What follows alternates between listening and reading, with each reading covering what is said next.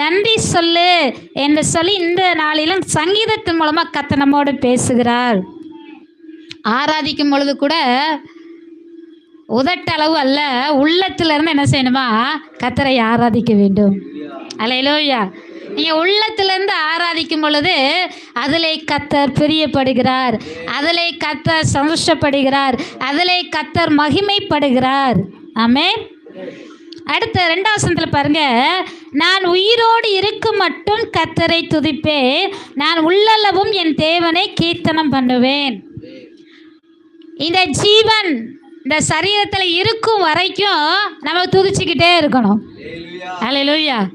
நல்லது நடந்தால் மட்டும் துதிக்கக்கூடாது, எல்லா நேரமும் என்ன செய்யணும்? கர்த்தரை துதிக்க வேண்டும். சங்கீதம் இன்னொரு இடத்துல சொல்லப்பட்டிருக்கு 34:1, கர்த்தரை நான் எக்காலத்திலும் ஸ்தோத்தரிப்பேன், அவர் துதி எப்பொழுது என் வாயில் இருக்கும் என்று சொல்லி. அப்போ எந்த காலமாக இருந்தாலும் எல்லா காலத்திலும் கர்த்தரை ஸ்தோத்தரிக்க வேண்டும், கர்த்தருக்கு நன்றி சொல்ல வேண்டும். அது மாத்திரமல்ல, இந்த ஜீவன் இந்த சரீரத்தில் இருக்கும் வரையிலும், நாம் உயிரோடு இருக்கும் வரையிலும் கர்த்தரை துதிச்சுக்கிட்டே இருக்கணும். அல்லேலூயா, அல்லேலூயா. இன்னைக்கு நாம் உயிரோடு இருக்கிறோம் என்று சொன்னால் அதுவே கர்த்தருடைய கிருபை தான். ஆமென். இந்த 2025 ஜனவரி மாதம் இருந்தவங்க இன்னைக்கு நிறைய பேர் இல்லைங்க, நிறைய பேர் இல்லை, மரித்து போய்விட்டார்கள். ஆனால் இன்னைக்கும் நாம் ஜீவனோடு இருக்கிறோம் என்று சொன்னால் அது கர்த்தருடைய கிருபை தான். அல்லேலூயா. அப்போ ஒவ்வொரு நாளுமே கர்த்தருக்கு நன்றி சொல்ல வேண்டும். உயிர் இருக்கிற வரையில் கர்த்தரை துதித்து கொண்டே இருக்க வேண்டும். நாம் இப்போதைக்கெல்லாம் சாக மாட்டோம். அல்லேலூயா.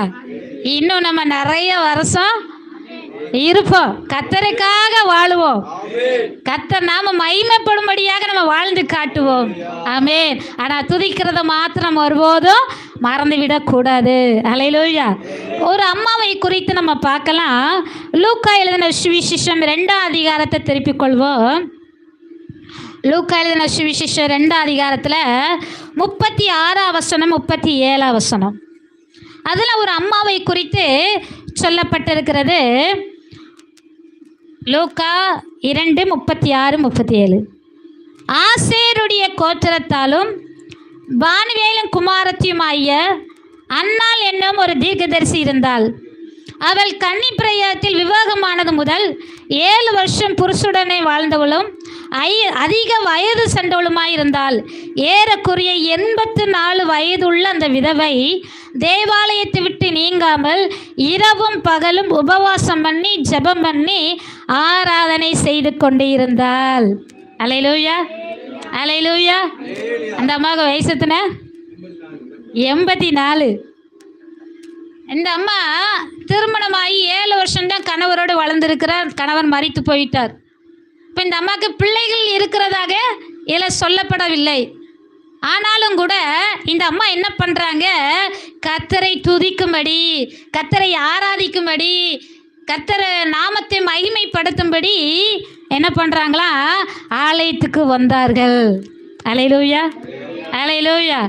84 வயசில் கர்த்தரை துதிக்க வேண்டும் என்று அந்த அம்மா வாஞ்சியோட தாகத்தோட ஆர்வத்தோட வந்தார்கள் என்று சொல்லப்பட்டிருக்கிறது.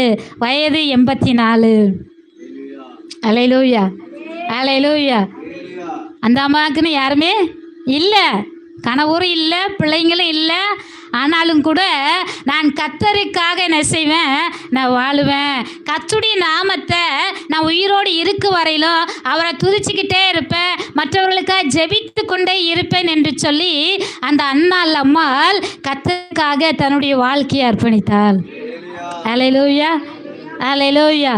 அப்போ நாமும் கூட என்ன செய்யணும்? கர்த்தருக்கு முக்கியத்துவம் கொடுக்க வேண்டும். கர்த்தரை அதிகமாக துதிப்பதற்கு நாம் பழக வேண்டும். அல்லேலூயா. நீங்கள் ஒவ்வொரு காரியத்தையும் நினச்சி ஒவ்வொரு நாளுமே நீங்கள் துதிக்க பழக வேண்டும். இப்போ இன்னைக்கு பார்த்தீங்கன்னா காலையிலேருந்து இவ்வளோ நேரம் கர்த்தனெல்லாம் செஞ்சுருக்கிறாரு. நான் காலையில் எழுந்துச்சு வெயிலை பார்த்துன்னு என்ன பண்ண தெரியுமா? ஆண்டவரே வெயிலை தந்தீங்களே, நன்றி ஏசப்பா. இது துதிங்க, இது ஒரு நன்றி பலி. கர்த்தர் நிறைய முறை